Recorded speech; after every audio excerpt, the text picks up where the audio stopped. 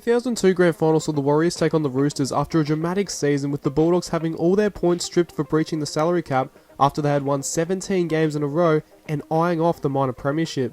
The points deduction gave the Warriors the minor premiership, but they couldn't quite get the job done in the Grand Final as the Roosters beat them 30 points to 8 after running away with the game in the second half, as this is greatest game of all, and these are 5 interesting facts about the 2002 Grand Final.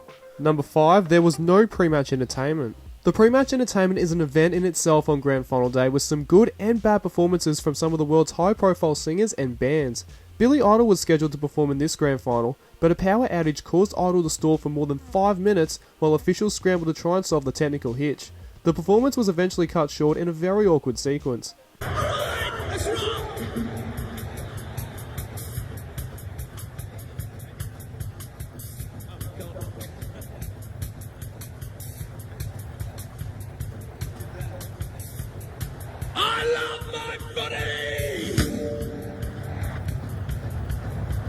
Just wait for some power!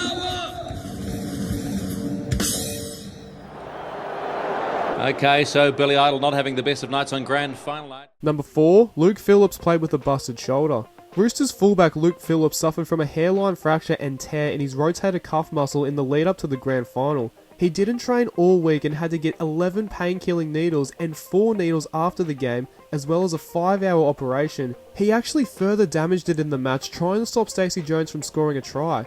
Here's what he had to say about it.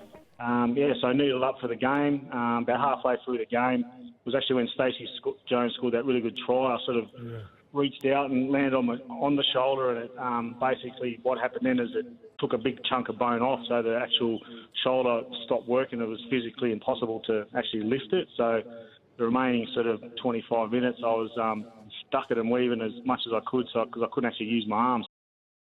Number 3, Daniel Anderson's weird halftime speech. Down 6-2 at halftime, the Warriors went into the sheds expecting an inspirational speech from their coach Daniel Anderson. However, Anderson barely said a word as he sat the team down and said, "Boys, I want you to listen to this." He proceeded to play a tape recording of the Warriors winning the premiership against the Broncos. In 2006, Warriors prop Kevin Campion was quoted saying, "That halftime speech goes down as one of the worst things I've ever heard. It was just ridiculous. He made us this tape of a mock commentary and must have thought the Broncos would make the Grand Final.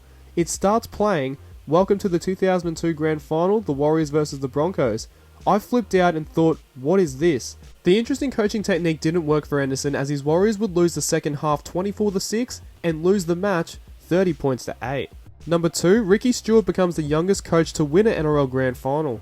After playing in his final season in 2000 with the Bulldogs, Ricky Stuart got the Roosters coaching job in 2002 and had an immediate impact, leading them to a Grand Final win in his rookie season as coach. Michael Hagan and Trent Robertson are the only other coaches in the NRL era to win a comp in their first season at their respective clubs. Stuart still holds the record for the youngest coach to win an NRL Grand Final, as he was only 35 years of age when he led his Roosters to this Grand Final win.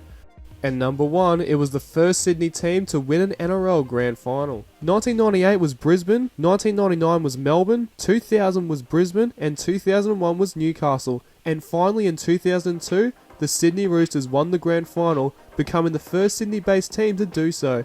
It's quite fascinating to think about, as 9 out of the 15 clubs were from Sydney, meaning there was a 60% chance that a Sydney team would win the comp.